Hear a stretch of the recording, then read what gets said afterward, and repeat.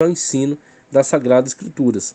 Então, sem os diáconos, sem o trabalho dos diáconos, não haveria crescimento para a Igreja de Cristo Jesus, tá? Então tem que ser observado aí o nível de importância desses que foram consagrados para servir como diáconos. Notamos em Atos Apóstolos 6 que por causa do crescimento da igreja havia muitas coisas materiais que precisavam ser administradas. Aí você tem a coleta, tá certo? Daquilo que é entregue como oferta na igreja, você tem o dízimo, tá? Que é entregue como compromisso, né? Daqueles que devolvem ao Senhor parte da bênção que ele já lhe concedeu, aqueles que trazem a oferta alçada. No contexto do Novo Testamento, principalmente na igreja de Jerusalém, houve ali, devido à grande perseguição, a prática de vender tudo que tinha e entregar aos pés dos apóstolos, de modo que não faltasse nada a ninguém, ok?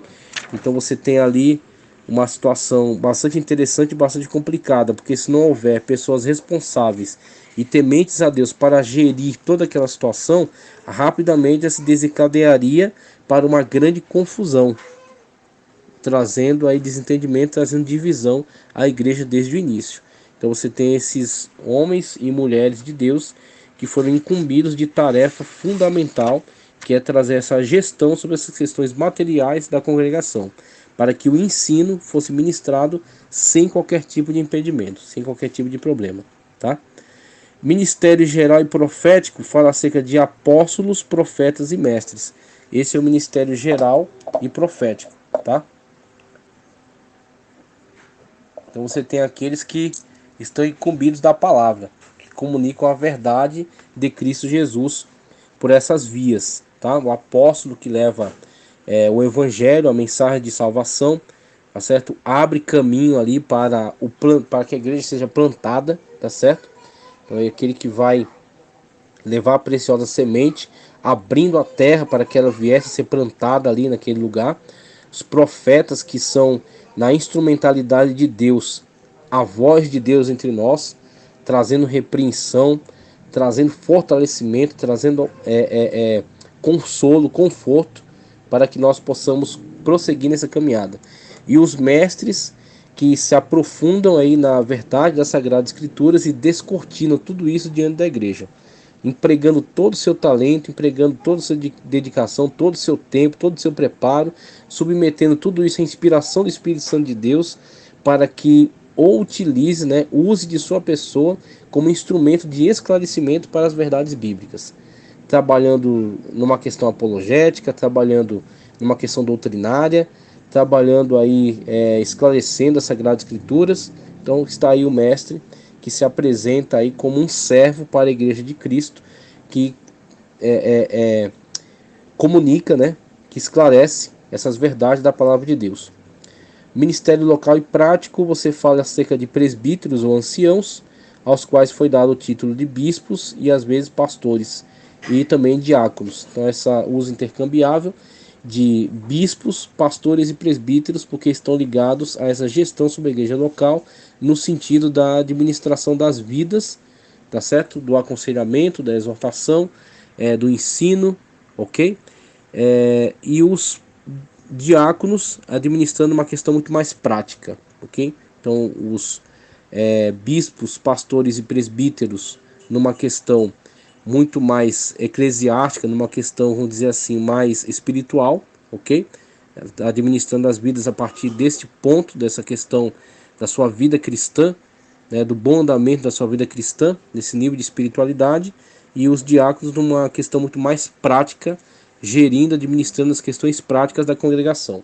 Porque se ambos não funcionarem bem, a congregação não tem crescimento, não tem desenvolvimento.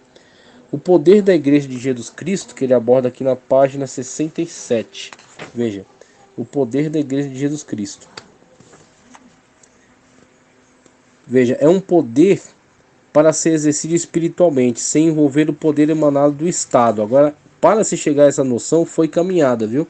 Aquilo que eu falei há pouco tempo atrás. Havia um entrelaçamento nessa noção de igreja e Estado. Isso foi sendo separado até que agora nós chegamos a essa concepção de Estado laico. Estado laico não é Estado ateu, tá? Porque o ateísmo é um outro tipo de religião. Estado laico, por exemplo, o budismo é ateu, tá? Então o ateísmo é um outro tipo de religião, é a religião do homem, a pessoa adora a si mesma, tá? O Estado é laico, laico no sentido de que ele não dá, ele não apoia, vamos dizer assim, ele não coopera, não trabalha ao lado de qualquer tipo de orientação religiosa. Ele dá liberdade para que a religião se expresse, ele não impede, não atrapalha, tá? Então ele zela para que elas tenham sua liberdade, tá certo? Preservada, e para que haja algum limite, algum respeito à vida. Então, se surgir algum tipo de manifestação religiosa que tenha tendência ao crime, aí ele vai interferir, porque ele vai exercer seu direito de proteção à vida, tá? Mas se não, se for uma manifestação pacífica, aí ele vai zelar pela liberdade dessa manifestação. Então, por isso ele é laico, tá? Nos dias primitivos não havia nenhum governo centralizado abrangendo toda a igreja. Cada igreja local era autônoma e administrava seus próprios negócios, que é o que eu falei no começo, quando eu tratei acerca do sistema episcopal. Então as igrejas não exerciam poder umas sobre as outras, tá? Cada igreja resolvia suas questões dentro de si mesma. Agora, quando havia uma questão que era de interesse da cristandade, de modo geral, lidava com um aspecto doutrinário importante, algo assim, por exemplo, as missões transculturais de Paulo. A primeira questão é: deve-se impor uma judaização das pessoas, dos gentios para poderem aderir à Igreja de Cristo ou não? Aí isso foi deliberado no primeiro concílio em Jerusalém e foi decidido que não, que a salvação é somente através da pessoa bendita de Cristo Jesus e não através da guarda das práticas dos rituais judaicos, tá certo? Então eles rejeitaram isso e ficaram somente com a pregação do Evangelho de Cristo como meio de salvação, sem esse acréscimo. O apóstolo Paulo exercia certa supervisão sobre as igrejas gentílicas, entretanto essa autoridade era puramente espiritual. Embora cada igreja fosse independente uma da outra quanto à jurisdição, elas mantinham relações cooperativas entre elas, ok?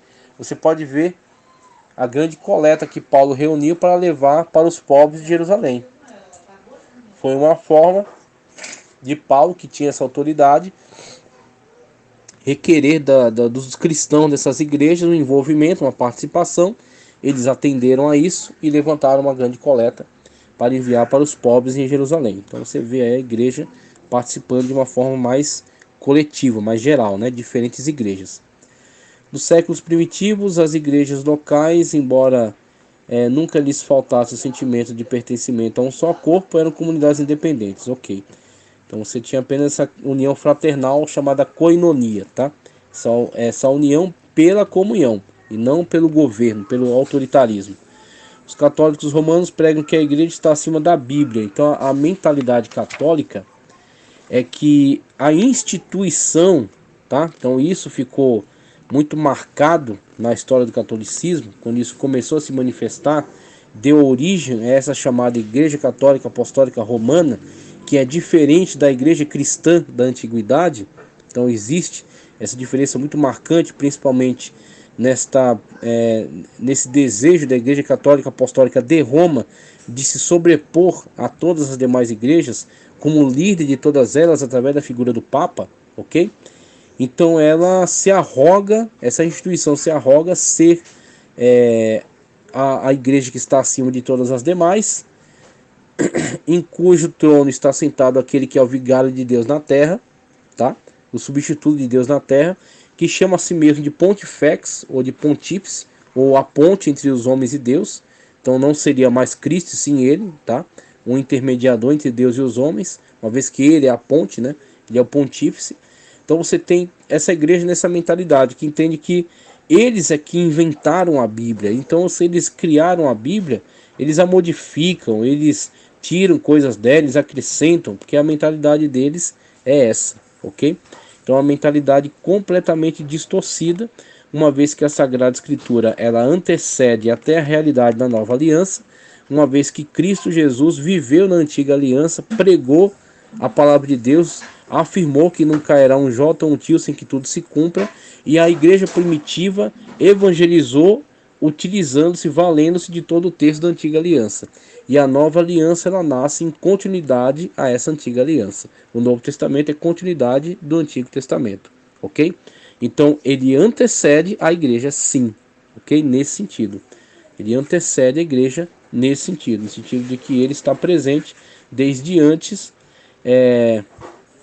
desde antes da fundação e início do exercício, inauguração da igreja em Pentecostes, tá? E a igreja, na verdade, ela se submete à ordenança da palavra de Deus, que vai determinar o seu modo de agir, tá? O seu modo de viver, o seu modo de servir a Deus. Então a palavra de Deus é regra de fé e conduta, é regra de fé e prática.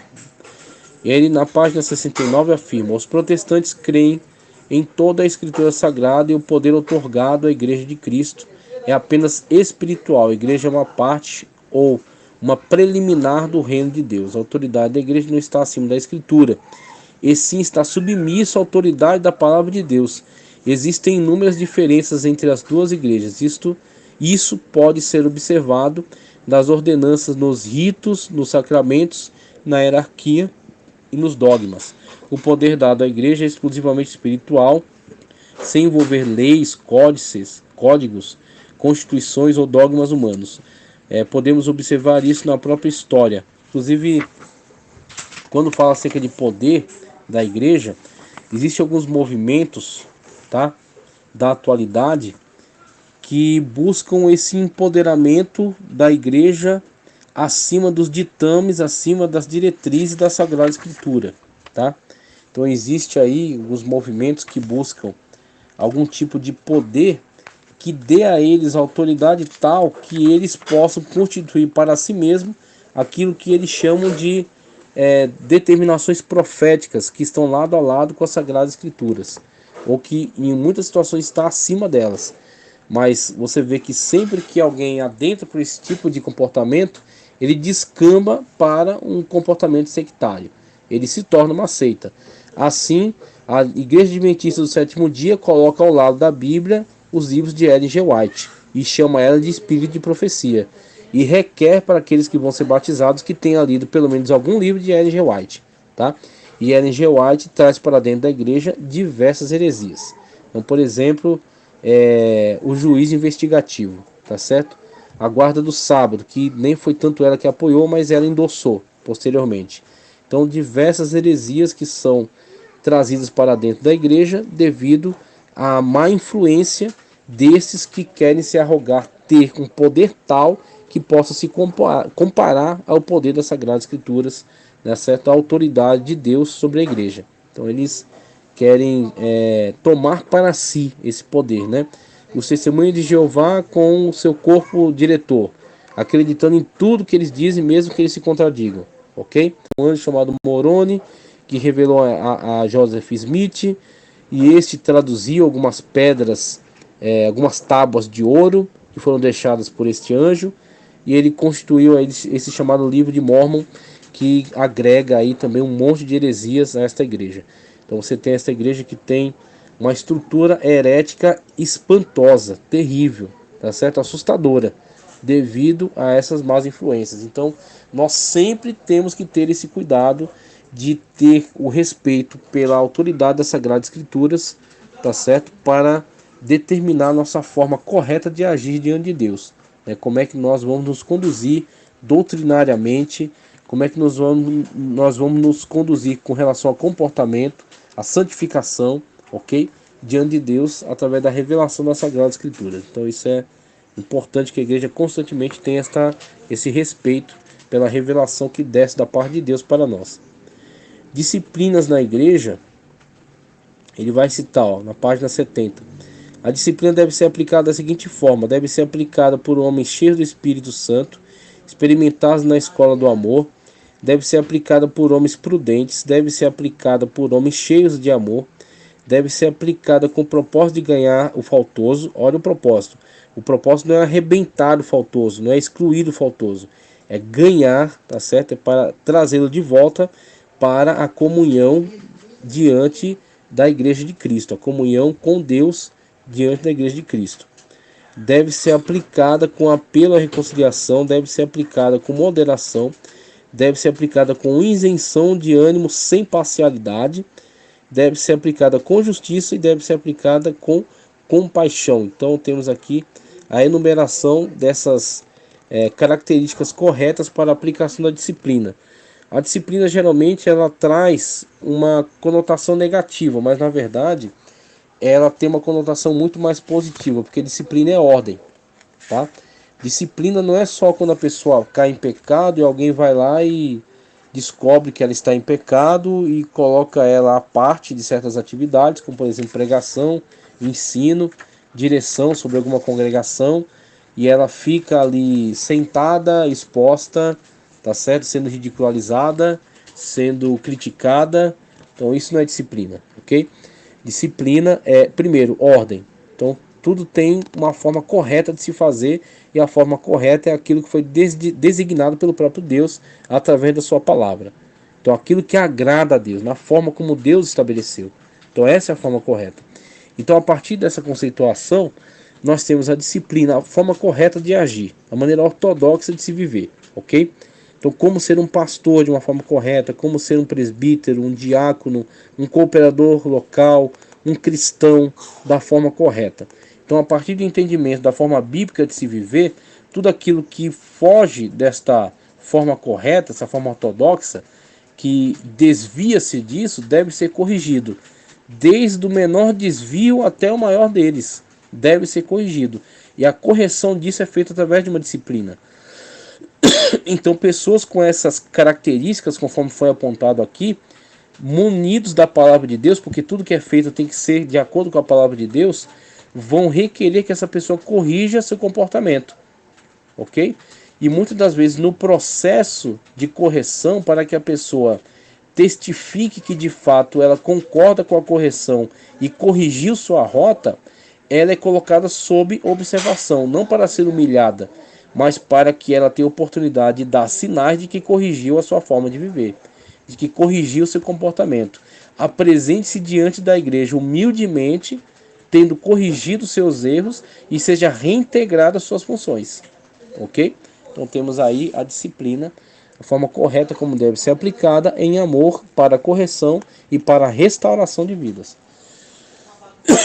Com relação às ordenanças, você tem aqui algo muito interessante no cristianismo, que é o seguinte: o cristianismo não é ritualístico, tá? O cristianismo, a partir da pessoa bendita do Senhor Jesus Cristo, ele veio exatamente para tornar obsoleto toda esta carga de ritualismo que havia na antiga aliança, tá? Então a antiga aliança era extremamente ritualística, extremamente. Era necessário que fosse, era o período necessário para que fosse, apontando para o futuro, tá? E quando Cristo vem, ele incorpora tudo em si. Cristo é o tabernáculo, Cristo é a lei, Cristo é o sacrifício, Cristo é o sumo sacerdote que oferece sacrifício, Cristo é o sangue da expiação do sacrifício, tudo nele. Ele reúne tudo nele. Se ele reúne tudo em si mesmo, ele destrói todo esse ritualismo excessivo, tá certo? Que foi comunicado desde a antiga aliança, que foi necessário, mas que não é mais. Foi necessário, mas se torna obsoleto agora em Cristo Jesus, porque ele reúne tudo em si mesmo, realiza tudo em si mesmo e cumpre tudo, tá certo? Diante de Deus. E imputa isso aos cristãos. Então o que os cristãos têm que guardar? Os cristãos têm que guardar as ordenanças de Cristo. As ordenanças. Então as ordenanças de Cristo estão relacionadas aí ao batismo e Santa Ceia. Batismo e Santa Ceia. Primeiro falando sobre batismo, fala sobre imersão, porque a própria palavra batismo é imersão, tá? Então você tem a situação na qual a simbologia é imergir a pessoa em águas como símbolo de que ela está sendo sepultada para o mundo. É uma simbologia importante. Está sendo sepultada para o mundo e ela emerge das águas, simbolizando que ela é uma nova criatura. Isso é algo físico e algo ritualístico que representa algo espiritual. A conversão não acontece ali na água. Por isso que alguns, de forma ingênua, né, colocam questões como que a água do batismo está carregada de pecado. Então tem uns que entendem que só pode ser batizado em água corrente, porque o outro que for batizado pega o pecado que ficou. Isso é um entendimento infantil, isso é uma infantilidade, tá? Aquele rito que está sendo realizado ali é simbólico, ok? A conversão aconteceu primeiro na mente. O Espírito Santo convenceu do pecado, da justiça e do juízo. A pessoa abriu o coração para o convencimento do Espírito Santo. O sangue de Cristo o purificou de todo pecado. As obras de Cristo, a justiça de Cristo foram imputada. E ele se tornou uma nova criatura diante de Deus naquele momento, em milésimos de segundo, na qual ele abriu seu coração e aceitou a Cristo como Salvador. Ali aconteceu a salvação. Ali aconteceu a conversão, tá? Só que um sinal externo da conversão, que é espiritual, é o batismo. Porque a pessoa se converteu, então o batismo para ela não vai ser um encargo, um peso, um fardo, vai ser um desejo. Uma vez que ela se converteu de verdade, ela quer demonstrar para o mundo a sua conversão. Então ela quer se submeter ao batismo em águas. Ela vai lá e é imersa nas águas e é retirada de lá. Então você tem essa importante simbologia e essa importante ordenança, tá? Batismo por aspersão e efusão. Então você tem estas práticas que foram adotadas ao longo do tempo e que tem muito a ver com certas tradições. E o batismo chamado pedobatismo, o batismo de crianças, que está muito ligado a algo que é, vamos dizer assim, é muito conveniente, tá? É muito conveniente, mas não é bíblico. Não é bíblico. O batismo é mediante arrependimento de pecados. Então do que uma criança se arrepende? Ela tem pecado, mas ela não sabe se arrepender deles. Ela não discerne entre a direita e a esquerda. Então você tem a necessidade de um ato, de uma confissão, de que a pessoa se arrependa conscientemente de seus pecados e se apresente para o batismo, ok? Então isso é respaldado biblicamente. Então o batismo de crianças não é bíblico, o pedobatismo. Só que essas igrejas que viviam de crescimento apenas orgânico, vamos dizer assim, crescimento dos cristãos, e essas igrejas ligadas dentro dessa mentalidade entrelaçada entre igreja e Estado, eles entendiam ser conveniente batizar as pessoas desde criança e elas crescem dentro daquela tradição. Só que uma pessoa que cresce apenas dentro de tradição, muitas das vezes ela vive uma vida inteira sem ter um encontro verdadeiro com Cristo. Ela segue ela segue uma religião meramente por tradição, porque ela foi batizada quando criança, sem que alguém lhe desse a oportunidade de manifestar aceitação ou não. Batismo por imersão a gente explicou aqui, toda a sua importância da sua simbologia. Agora uma coisa tem que ficar claro, não é o batismo que salva, o batismo é para salvo, tá? E isso pode ser provado quando a gente vê a situação da crucificação, na qual haviam dois ladrões, um se converte porque não existe bom ladrão, ele se converteu porque ele reconheceu os erros da sua vida, de ter sido um ladrão e de merecer estar ali, tá? Então não existe bom ladrão, existe ladrão converso. Ele se converteu, reconheceu que Cristo Jesus não merecia estar ali e clamou ao Senhor, dizendo: Senhor, lembra-te de mim quando entrares no teu reino. E Jesus Cristo diz: hoje mesmo estarás comigo no paraíso. Esse homem não se batizou em águas, não entregou um dízimo, não entregou uma oferta, não evangelizou uma alma, mas ele foi admitido por Cristo Jesus no seu reino, porque quem salva é Jesus, não é batismo, tá? Só que o batismo não salva, tudo bem, só que o batismo é para salvo. O batismo não salva, mas o batismo é para salvo. Então, se uma pessoa verdadeiramente é salva na pessoa bendita de Cristo Jesus, ele não rejeita o batismo, ele quer o batismo, ok? Então temos aí o batismo como ordenança de Cristo. Santa Ceia, texto oficial de Coríntios 11, 23 a 26, tá? 23 em diante, ao 31, né? O apóstolo Paulo apresenta o glorioso propósito da ceia. Não é, por exemplo, para comemorar a sua glória, nem o seu nascimento, nem a sua ressurreição, nem seu poder ou milagres, mas a sua morte. Pois todas as vezes que comerdes esse pão e beberdes esse cálice, anunciais a morte do Senhor até que ele venha. Na ceia do Senhor comemoramos através do pão e do vinho. As duas vindas do Senhor, a primeira, quando o verbo, no grego logos, se fez carne e habitou entre nós. E na segunda será o arrebatamento, quando virá buscar a sua igreja. tá certo? Ou seja, sua noiva. Portanto, sempre que uma igreja se reúne para celebrar a ceia memorial, está anunciando a morte do Senhor até a sua volta iminente. A comunhão da ceia do Senhor tem o propósito de servir de recordação dos sofrimentos do Senhor a nosso favor. É uma celebração de sua morte. Salvador sabia que é assim, a memória humana é curta, né? Então, a necessidade do estabelecimento desse cerimonial para que fosse celebrada a morte do Senhor até que venha. Veja, o culto da ceia do Senhor, né? Ou chamado também a Santa Ceia, que celebra a morte do Senhor até que venha. O pão é partido, o corpo é dado. Tá certo que eu já vi cometer esse erro. O teu corpo que foi partido por nós. O corpo de Cristo não foi partido. O corpo de Cristo foi pregado na cruz e foi atravessado por uma lança, mas não foi partido, tá? O pão é partido e o corpo é dado, tá? Então o pão é partido e o pão é memorial do corpo de Cristo. E o vinho é o memorial do seu sangue derramado na cruz do Calvário em favor, tá certo, de nós. Então temos aí o memorial da morte do Senhor até que venha. É interessante que Cristo, numa cerimônia de Pessah, tá? Então ele se reúne com os discípulos para celebrar um Pessah, que é da tradição judaica, que remete ao Pessah lá do Egito ainda, quando eles estavam para sair do Egito, né? Onde o Senhor estabelece aquele cerimonial para que aqueles que estivessem celebrando o Pessah com a marca do sangue nos umbrais e na verga da porta estivessem vestidos para a saída, ok? Comessem apressadamente, o animal deveria ser todo consumido, ou se não, deveria ser queimado o resto.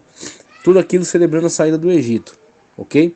Aí Cristo, numa celebração de Pessah, ele estabelece a Santa Ceia, porque ele toma ali o pão e, tendo dado graças, o partiu, e toma ali o cálice, e aí é o cálice da nova aliança, como ele anuncia, e Paulo retoma esse tema em Corinto e organiza todo esse cerimonial, esse memorial da morte de Cristo, ok? Deixando muito claro que aquela não é um banquete, não é uma festa, como eles estavam acostumados a fazer grandes banquetes para Baco, onde havia bebedeira, comilança, excessos, exagero, loucura, tá? Então eles estão dentro daquele contexto, né? O contexto do mundo grego. E Paulo faz a questão de diferenciar, fala, não, isso aqui não é uma farra, isso aqui não é uma festa, não é comilança. Isso aqui é um memorial da morte do Senhor Jesus Cristo até que venha, tá certo? Para que nós nos lembremos que aquele cordeiro que foi dado aos israelitas no Egito, celebrando aí a sua saída daquele contexto de escravidão, agora é o Cordeiro de Deus que tira o pecado do mundo, que nos livra desta escravidão de pecado e que nos é acesso para o reino de Deus. Estamos saindo do mundo de pecado e estamos caminhando para o reino de Deus através da pessoa bendita de Cristo Jesus, que morreu por nós na cruz do Calvário. Seu corpo que foi entregue por nós, o seu sangue que foi derramado por nós. E aí temos o memorial. Por isso que não faz sentido ceia da vitória, ceia do milagre, ceia da reconciliação, ceia disso, ceia daquilo, tudo isso é desvio. Tudo isso é desvio. Por quê? A ceia, a importância dela é em si mesma. Ela está fazendo referência a algo que já foi realizado na cruz do Calvário. Essa é a bênção. A ceia não precisa agregar nenhuma outra bênção. A bênção da ceia é te fazer lembrar que um dia Jesus Cristo morreu na cruz do Calvário por você. É a única função da ceia, tá certo? Uma vez que você celebra isso, esse memorial, você está em comunhão com Cristo, você está em contato direto com esta atitude de Cristo Jesus, tá certo? Você está debaixo desta graça. Então, a ceia é meio de graça? É. Através do quê? Através da comunicação dessa comunhão, que você se assente na mesa do Senhor como discípulos se assentaram, tá certo? Em comunhão com Cristo e celebre a sua morte na cruz do Calvário por nós. E aí você está em contato com Cristo Jesus e é salvo na pessoa bendita dele, e ele comunica a você os benefícios dessa salvação. Então, essa é a ceia memorial, que é diferente de duas conceitualizações feitas primeiro no catolicismo, chamada transubstanciação, que é a ilusão de que o elemento que era a hóstia, né, o elemento da ceia, o pão da ceia, se transformasse no corpo de Cristo no ato em que a hóstia é entregue para a pessoa. Então isso é um erro. O outro erro semelhante cometido por Lutero foi o chamado consubstanciação, que ele diz, não é que o pão vira carne, mas Cristo está ali, ao lado do pão. Então a pessoa recebe e recebe também Cristo que está indo junto com o pão. Outro erro, tá? Inclusive Lutero deixou de ter uma união mais próxima com o Zwinglio, que era um reformador suíço, por causa de uma discussão em torno disso. Lutero defendia a consubstanciação, Zwinglio não concordou com isso, defendeu a ceia como memorial e os dois não concordaram e a reforma seguiu cada uma a seu rumo. A reforma da Suíça e a reforma da Alemanha. Poderiam ter trabalhado cooperativamente, mas não entraram em consenso devido a isso, ok? Mas a gente segue mais a tradição advinda de Zwinglio, também de Calvino, ok? E que comunica essa ideia de que a ceia é em memória daquilo que Cristo realizou na cruz do Calvário. Ela não precisa comunicar nada mais, nem dinheiro, nem carro, nem casa, nem chave disso, nem chave daquilo. A ceia é memória de Cristo, da morte de Cristo até que venha. Só isso. Você está em comunhão com Cristo, você crê na sua morte e ressurreição, você está aguardando a sua vinda. Você está em comunhão com Cristo Jesus. E você celebra essa comunhão através da ceia. A ceia é, veja, não estou dizendo que talvez seja, a Santa Ceia é o culto mais importante da igreja. É o culto mais importante. Por isso que os pastores, os dirigentes locais, não liberam ninguém em culto de ceia. Não liberam ninguém em culto de ceia, porque é o culto mais importante, no qual os cristãos na igreja local celebram, né, a morte e ressurreição de Cristo até que venha. Porque sem isso, Paulo disse, se você não crê na ressurreição, tudo está perdido. Pode entregar o seu cristianismo, pode deixar para lá, porque é tudo em vão, ok? Então, crer na morte e na ressurreição e celebrar o sacrifício de Cristo por nós é o ato mais importante da igreja, o culto mais importante da igreja, ok? Então temos aí a conclusão desse capítulo 3, falando sobre governo da igreja, ministérios da igreja e ordenanças da igreja. Deus continue te abençoando poderosamente em Cristo Jesus.